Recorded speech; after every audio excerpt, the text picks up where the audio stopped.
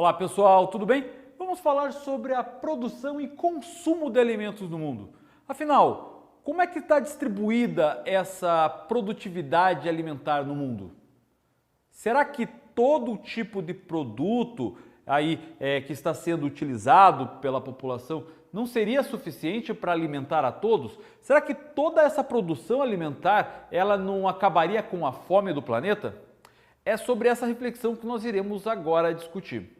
Vamos entender principalmente a questão da segurança alimentar. Afinal, o que é segurança alimentar?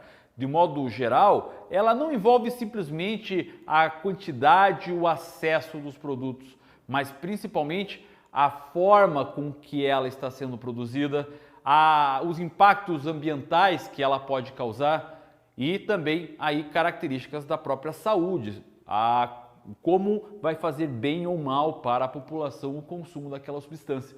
Isso a gente vai entender como segurança alimentar. O órgão principal a ser utilizado aí, responsável por essa segurança alimentar na ONU, seria a Organização das Nações Unidas para a Agricultura e Alimentação, também chamada de FAO. É ela que vai ser a principal responsável por garantir que os produtos estejam sendo produzidos de uma maneira que tenha segurança alimentar, não só na parte do acesso e da produção, mas também na forma com que ele é produzido. E isso é muito importante para a gente aqui discutir. Vamos entender que nós temos aqui os maiores produtores de alimento no mundo. Vamos perceber países como Estados Unidos, Brasil, China, Canadá, Argentina, Índia, países com grande extensão territorial. E dentro dessas grandes extensões territoriais tem uma vasta área de produção primária, a produtividade agrícola, pecuária, de mineração. Se a gente ficar nesse ponto da agropecuária, a gente pode ainda dividir essa forma de produção de duas maneiras. A produção agropecuária tradicional e a moderna. Países como Estados Unidos, Canadá, acabam tendo aí uma produtividade cada vez mais modernizada, onde vamos ter um maquinário bem utilizado, vai ter aí uma quantidade de tecnologia empregado no uso das sementes, na seleção genética, no melhoramento genético da produção, vai ter também no uso de agrotóxicos e fertilizantes, um ponto que vai gerar uma maior produtividade, baseado na Revolução Verde. Agora, se a gente levar em consideração uma agricultura tradicional, que usa aí métodos mais tradicionais, com pouco uso tecnológico, vai gerar uma menor característica de produtividade.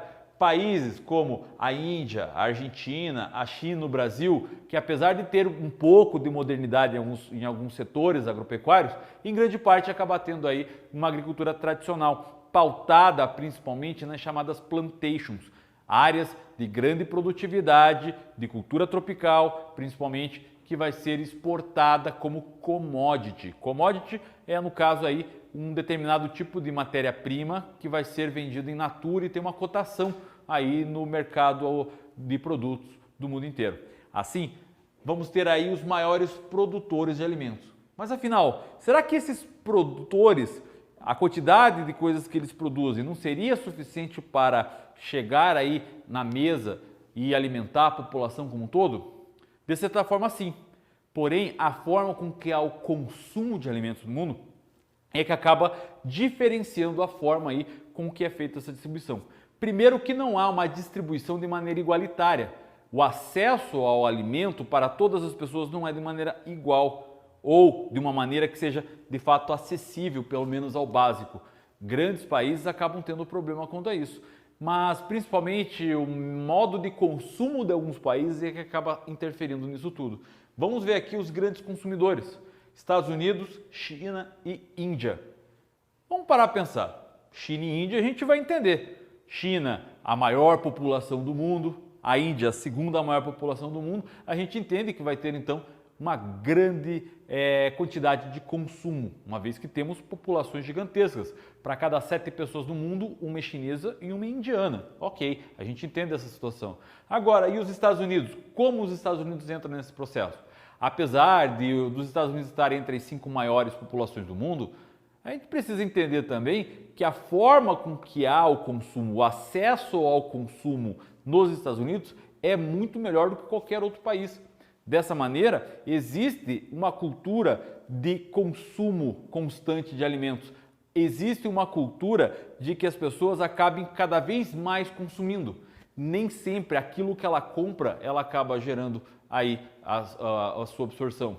1/3 de tudo que o estadunidense compra vai para o lixo direto, sem nenhum tipo de uso. Então, o acesso facilitado a esses meios alimentares, essa quantidade de produtos, seja ela uma produção industrializada ou não, acaba também sendo uma forma grande de desperdício. Há um desperdício alimentar muito grande por parte desses países que consomem muito, principalmente os Estados Unidos, que tem esse comportamento de consumo muito exagerado.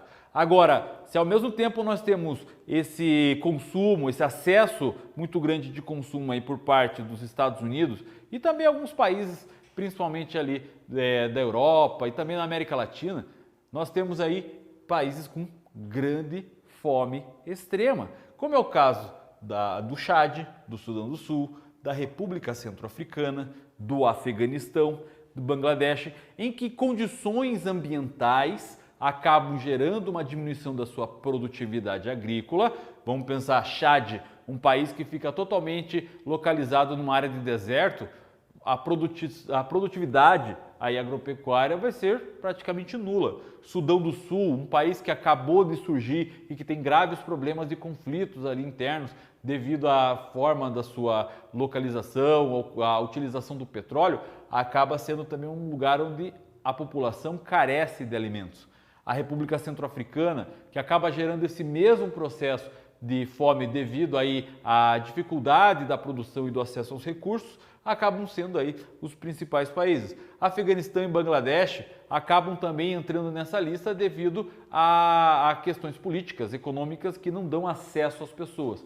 Bangladesh tem uma grande população também e isso acaba sendo bastante preponderante. Então vocês podem perceber que devido a essa forma com que o comportamento alimentar de alguns países acontece, acaba gerando uma diminuição do acesso a outros. O que fazer para melhorar isso?